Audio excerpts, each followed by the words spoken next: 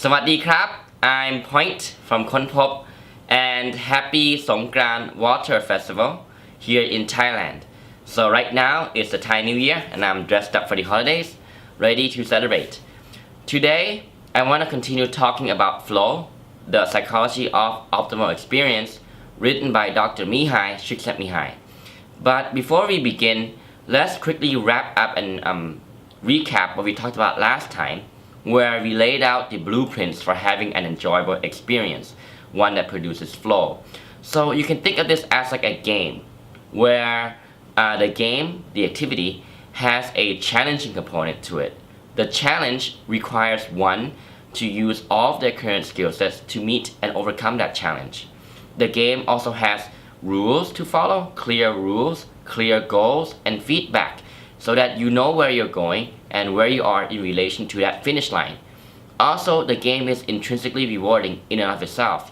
So people choose to take part in the activity because they do it for its own sake, for the sake of taking part in the game.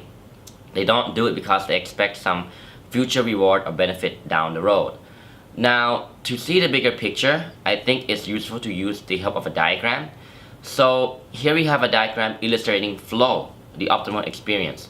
On the one hand, you have a challenge, the level of difficulty of the task. On the other hand, you have the current level of skill set. Now, the key is to be somewhere in the middle, in the sweet spot, which is what Dr. Mihaly calls the flow channel. Of course, when you're starting out something new, starting out a new activity, you're more likely going to be in the bottom left. Now, the key point is to balance your challenge against your current level of skill set. And what that means is if you choose a challenge that is way too hard for you at this current level of skill set that you have, then you will feel anxiety and feel worried because you can't meet that challenge. On the other hand, if you choose a challenge that is way below your current level of skill set, you will likely face boredom because you're too advanced and it's easy. It provides no sense of challenge and enjoyment. No enjoyment, no challenge.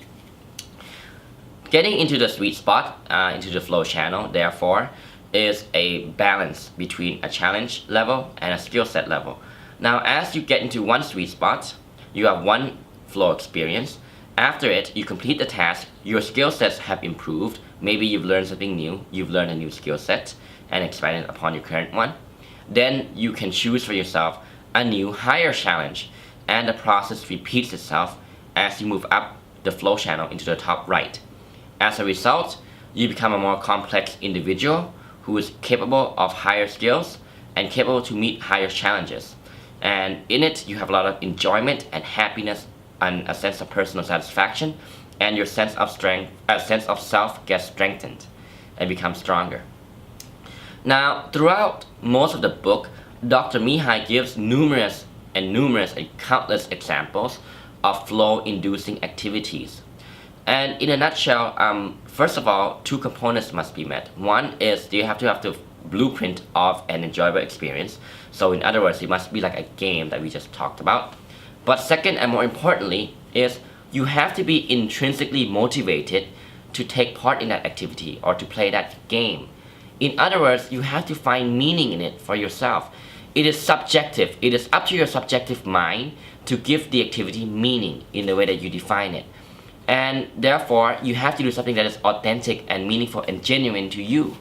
And that is important into producing a flow experience, because one has to feel like they have the free will to choose the activity they want to do that is meaningful to them.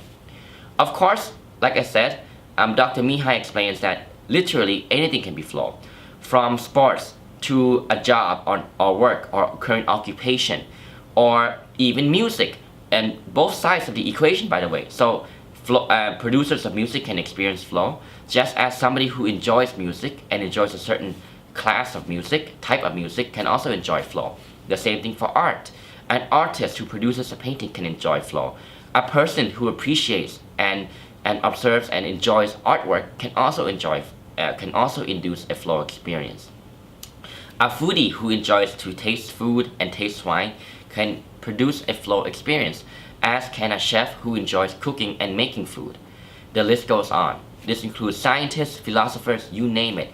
Anything from a hobby, a small simple hobby, to your career path and occupation. All of these things can produce flow, provided that they have the blueprint of an enjoyable experience, one that has a challenging component to it, and that it is genuinely meaningful to you in the way that you subjectively define it.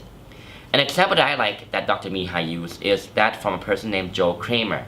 Joe is a worker in a South Chicago plantation of a railroad car plantation, where he views these complex machines, he puts them together, he breaks them apart, he fixes them, and he works on complex big machines. Now, the working environment of this factory is rather harsh and tough and demanding. So objectively speaking, one can say that who in their right mind would enjoy this job? And through the interview of the research, it's indeed true. Most of all of Joe's other colleagues don't enjoy the job. Only Joe enjoys this very, very demanding job.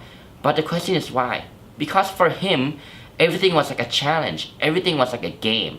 He enjoyed everything in terms of taking apart big complex machines, fixing them, learning about what's broken, fixing them, putting them back together, welding them, and building more machines. He developed this taste for him. He found it meaningful on a personal level. It had value to his personal identity, and it therefore aligned with his personal goals. But of course, a person like Joe, you can argue, is quite rare to find. A person who has a personality like Joe is quite hard to find. Now, the book gives many examples of flow-inducing activities and even goes to say that even in the toughest situations a human can face, such as one when you're imprisoned against your will, you can also produce flow as long as you engage in an activity that is meaningful for you personally.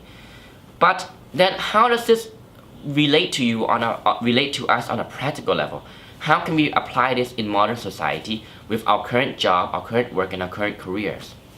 Unfortunately, the book doesn't do much in explaining how we can produce flow in our current works, especially if we don't like that work. It only seems to suggest that you have to find meaning in what you're doing, in the activity that you're doing, and that activity has to have a component of challenge in order for you to find enjoyment and flow in it.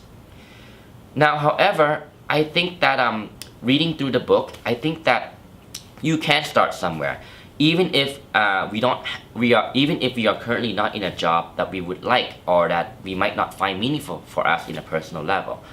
And that is, for example, when you come home after hard days of work, most of us do what? Most of us would probably try to do something relaxing, like sit on the couch, watch YouTube, or play on social media, because it doesn't require a lot of mental attention, correct? It doesn't require a lot of psychic energy, the term that the book likes to use. And so we can sort of distract ourselves until, we finish in the evening, we take a shower, we go to sleep, and then the next day starts over again. But the book suggests that even in those moments, it's actually better to invest your attention and invest your energy, psychic energy, into finding and doing an activity that may be a small hobby that you enjoy doing. And therefore you produce a small flow experience. The point is, by doing so, we actually teach our minds to become creative into looking for opportunities to take creative action in the way that we find meaningful. So you start with a hobby at home after a long day at work. Once you start to doing that, once you replace these short-term pleasurable moments of surfing on social media or watching a small video, you find for yourself a hobby that you enjoy, you find an opportunity to take action and make a game out of it, and you have an enjoyable experience that produces happiness and flow. After doing this, you start to see that, hey, you can creatively find enjoyable moments even in your workplace. And that can make our everyday experience better, I think. And maybe you might get to a point where you might consider that you want to change jobs that more align with things that are meaningful for you on a personal level. Now, I'm not saying that we should quickly just change our jobs, but the point is to illustrate how we can make our everyday Monday routines even more enjoyable and therefore produce flow more. Again, I have to say that unfortunately the book doesn't explain much about how to do that. It gives examples of other people who are in flow because they've already found for themselves something that they value and they define as meaningful on a personal level. Now, it does again say that we can create these experiences for ourselves if we can find a way to look for meaning in what we do. Now, I think that's it for now. In the next episode, I hope to talk about the current research on flow. So let's see where that takes us.